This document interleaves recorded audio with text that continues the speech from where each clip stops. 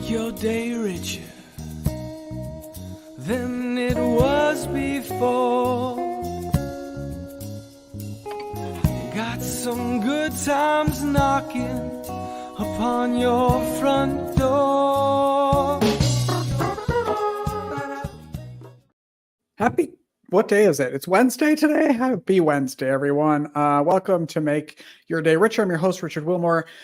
And today I'm very excited because we're going to be elevating our online presence and talking about what that means in a very, I think, busy online world these days with our guest, Jon Clemence. Jon, thank you so much for being here. Thank you so much for having me, Richard. I'm excited to be here. Well, I'm happy to have you because I have so many questions that this might end up being a mini series.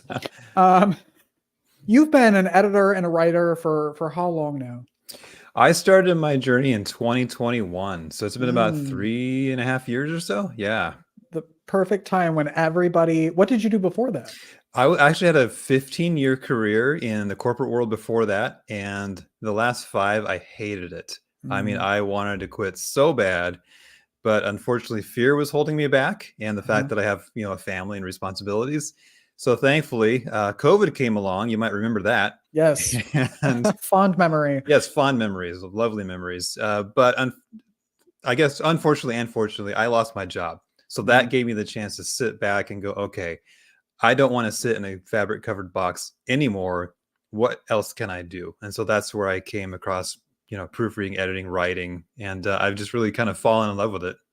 Was it something like that you were interested before, or how did that come about? It was. So I am a big nerd, and I own that proudly. So wear it. That's right.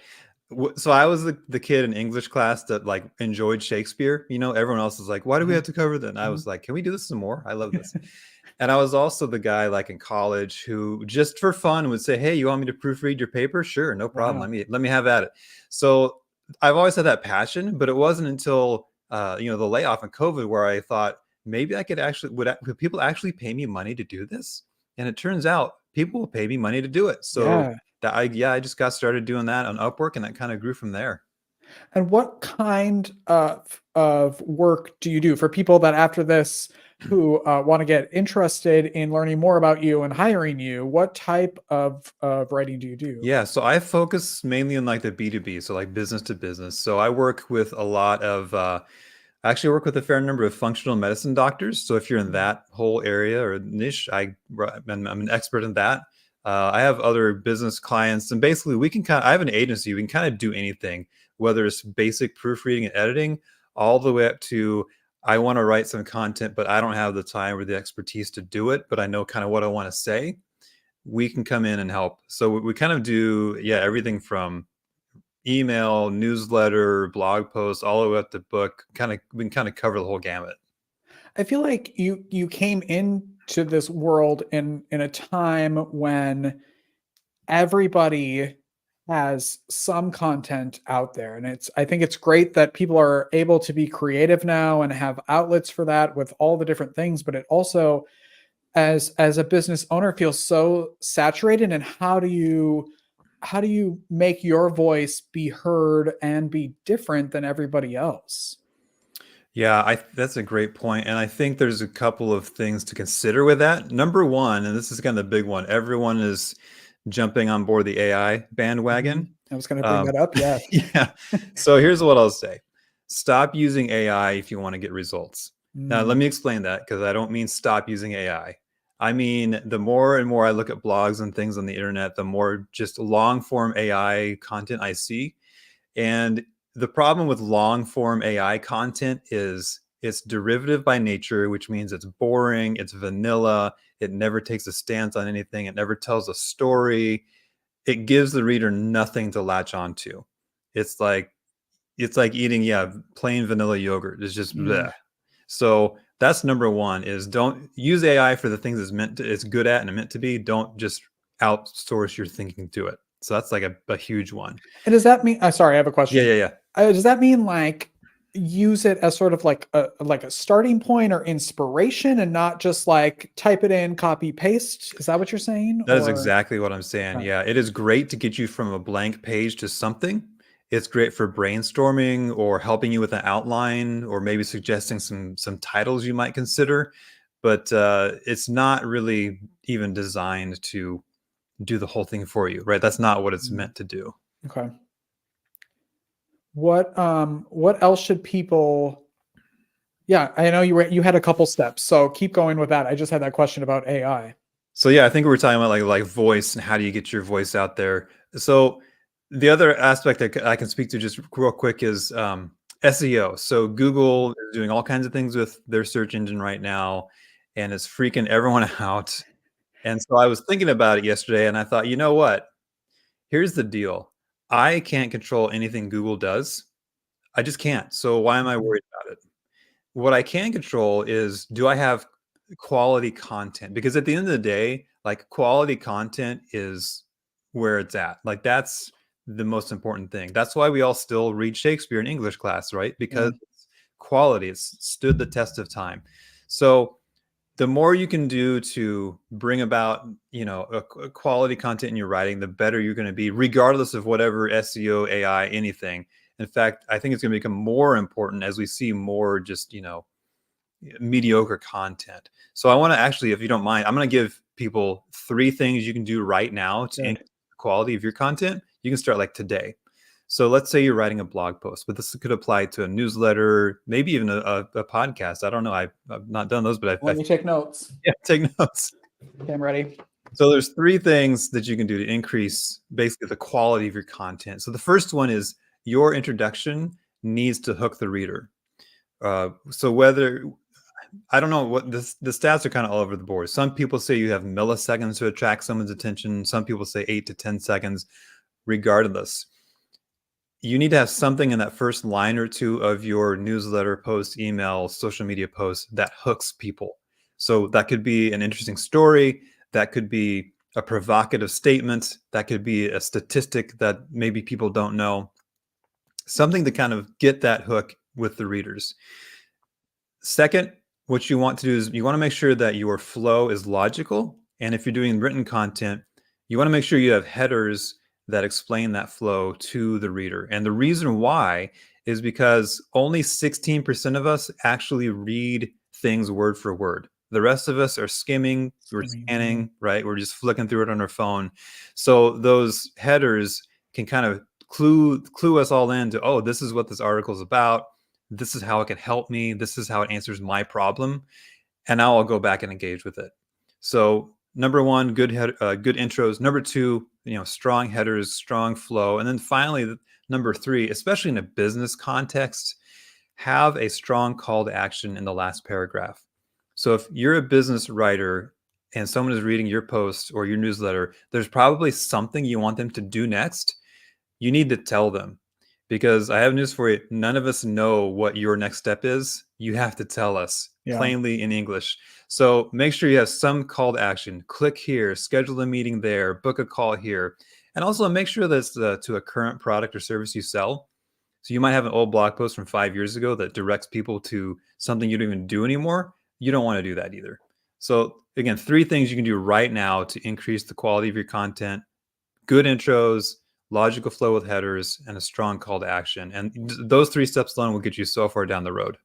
That's what the title of this show should have been, because then people would have clicked. I'm going to change it for when it goes out on podcast platforms.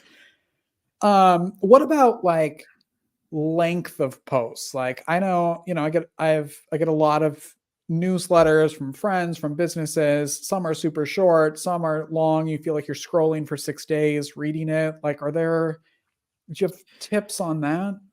So I think length, you can look up the average stats about how long the average post is, and it'll tell you, and that's fine. Here's what I'll say: make it as long as it needs to be. So if your blog post is 2,000 words, make sure all 2,000 of those words add something to that post. You don't need to. The last thing anybody wants to read is a 1,500 word post that should have been 500 words. Yeah. On the other hand, if you've got a 500 word post and you didn't explain everything fully, then you're going to leave people hanging. So really, word count, I mean, you can have goals and things, but word count to me is much more a function of what you need to say and how long it takes to say than necessarily like shoot for this goal. That's so smart. Where, as you're like, obviously you're part of your job is kind of looking ahead and looking at trends. Like, what do you see happening in the content world? So there's a couple things. Number one, as we talked about, unfortunately I don't like this trend, but I see a lot more AI generated content, which again, at this point, and as far as I can tell for the foreseeable future, is dry, bland, boring, also factually suspect, by the way. Let's not forget that AI doesn't understand what a fact is. It just tells you what the next probable word is going to be. So I know as a business owner, I don't want my brand defined as bland, boring, factually suspect. So that's why I want to stay away from that aspect of it. But what that does do is that gives you an opportunity. I think the demand for human written quality content is going to only increase as we're flooded with this, generic robo content. So that's one trend that I see. Another trend is obviously, like we're on YouTube, like video is becoming much more important to people. And so you may have in your mind that there's this dichotomy, like, okay, well, there's written content or there's video, and I have to choose one or the other. But what I would suggest is do both, because there are certain things that people want to see videos on, and there's other things that people want to read content on. So why not write a blog post about your product and then use that blog post to make 3 or 4 videos and a couple of reels and some social media posts? Like, there's no law that says you can't do both of those things. Yeah. So, but it's all based on that quality content. If you can have that if you can really lock down that quality content, you can use it for anything. So those are a couple of trends. And I think instead of sitting back and going, oh, I'm the victim or woe is me, look at them and say, okay, I don't like this, I like that, but here's the opportunity. That's what I would recommend. Here's the opportunity. Okay. I know a lot of our viewers are small business owners. They're running businesses by themselves, and it feels like creating content, writing content, videos, all of that stuff with all the platforms is overwhelming. And it feels like you have to be on everything at all times. How do you figure out like where your content should be going? Yeah, I think some of it is trial and error. Honestly, like that's just a part of the game. So I think, like, for me personally, what do I do? Okay, I'm a content editor, I'm a writer, and I'm looking to attract other businesses that I can help. So what does that mean for me? Well, if I want to meet other businesses, other business owners, LinkedIn is kind of like the first stop for me.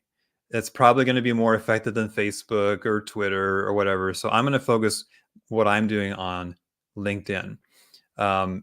What you do and what you sell may be different. So I would take that approach. I would sit back and go, okay, where do my potential customers live? Where do they hang out? Because that's where I need to focus. And then I totally agree with you about there being too many options. So I think, for everything, right, you just have to decide, I'm going to choose to do these 3 things and I'm going to see where they go. And I can always change course. I'm not like locked into this, but I'm not on Twitter. I'm not on some of these other sites because I'm only one guy. I can only do so much. So for me, it's like, well, LinkedIn is where the business owners hang out. So that's where I need to be. So that's, how I look at it. Okay. I also know that like part of you've been on this, we're not the only podcast you've been on, the only show you've been on. Is that part of your kind of content plan is to, is that part of it as well? That is 100% part of it. Podcasts are kind of the next new thing. I mean, I listen to podcasts, I have for years. And so to have this somewhat new platform to be able to come on to a show like yours and just tell people about myself and who I am and what I do and how I can help you. Well, first of all, it's a wonderful platform. So thank you. I really appreciate it. And it's just another way to get out there and to just spread your message. And once you do a couple, you kind of get in the groove and it actually becomes really fun, which is a super benefit because not everything we do in business is fun, but this is fun. That's what I always tell people. Like, this at least gives you, like, it's easy. You show up, you're going to talk about what, you are the subject expert, and you're going to have fun for 10 minutes instead of trying to figure out what to write. You just say it and then it's out there. So the type of person out there who could benefit from you and your services, like if you're out there thinking, like, I don't know, just is Jon, should I contact Jon? Like, who would that person be? Yeah. So the kind of person that I can help is the person who maybe you own a business or have a service or product. Maybe you're like a coach of some kind and you know you're an expert. I know you're an expert. You have a great product or a great service and you know it can help tons of people, but you just need help with messaging. Like I don't know how to write a blog post, or I can write it, but my grammar is atrocious, or oh, I don't know how to structure something, or I flat out just don't have time and need to pay someone to do it. Those are the kind of people that I love to come alongside because the way I look at it is like we're all here to help one another. And if I can help you make the world a better place through your product, man, sign me up because that's what I'm all Yeah. about. I love that. How can people connect with you and follow you? Yeah, so 2 ways. Number one, you can go to my website. It's cedarpressproofreading.com. You can read about me. You can read some of my blog posts if you want. You can even book a call with me and we'll sit down just like I'm doing with Richard and we'll just have a conversation and see what your needs are and if I can help. So cedarpressproofreading.com. You can also find me on LinkedIn. You can search for my name, Jon Clemence, or you can search for Cedar Press Proofreading. I'll show up either way. Connect with me, drop me a line, and yeah, I just love to have a conversation with you, get to know you, get to know what you need and how I might be able to help. Good. And we'll put all of those in the show notes and in the comments here on the show. Jon, thank you so much for jumping on and chatting. You are so welcome. Thanks for having me. I appreciate it. We will be right back right after this, everyone. In this world of innovation, would you rather have an old, outdated flip phone or a brand new iPhone? A horse and buggy carriage or the newest luxury hybrid? A dial-up router with your AOL account or a super fast Wi-Fi hotspot? With nutrition, what you have been using or taking up until now hasn't been bad. There's just something newer. We all appreciate advancements in science and technology. In the same way we seek the best and newest in our electronics, vehicles, and everyday conveniences, wouldn't you also want the best technology and newest innovation for your nutrition and supplementation? At the time, you may have had the best from what was out there and available. Now, there is something better and newer, more bioavailable, more convenient, better tasting, faster acting. It literally is the equivalent to getting an IV full of high-tech nutrients right into your bloodstream, without the needle, without the appointment, without being attached to anything for a specific length of time. Simply pop these tasty, all-natural lozenges into your mouth and savor as they instantly start to absorb into your bloodstream through your mucous membranes. That's it. And with the added benefit of negative ions, in other words, energy, there isn't anything else out there on the market like it. Now is the time to switch to the next improvement and innovation in health and nutrition. It's time for advancement. It's time for better. It's time for APL Go and our rapid botanical DNA drops.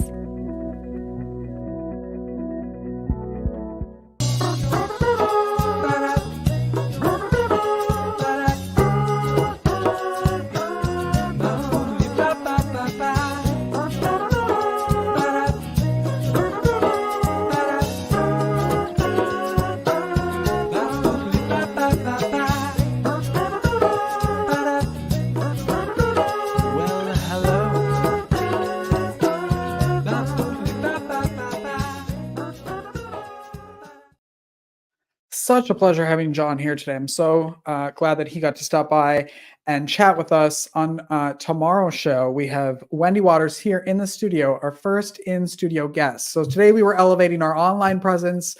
Tomorrow we have Wendy Waters, who's from Vision Elevated, and we're talking all about etiquette and in-person elevation. So that's going to be really exciting. And she has her ceremony for her brand new opening of her store tomorrow. So she's going to be here in the morning and then her ribbon cutting in the afternoon. So I'm excited to have her here. You saw the commercial for APL Go. That's our new sponsor. Congratulations to us for having a sponsor. And we'll put the link in the show notes and in the comments if you'd like to go buy some of those and check that out. So we appreciate that. Again, we have more sponsors every day, more sponsors. Sign up to buy me a coffee, and it blows my mind. And I appreciate each and every one of them. Those were all the people that you saw in those credits. And you can go to buymeacoffee.com/makeyourdayricher. And truly, help us level up this show and level up our online presence thanks to your support. You also know that leveling the show up will be the day that Rosie O'Donnell comes on this program. And until then, I'm showing you something Rosie related every day. Let me look around. And we've got, remember these koosh balls? This is how we'll go out. She had, of course, everything she did went to charity.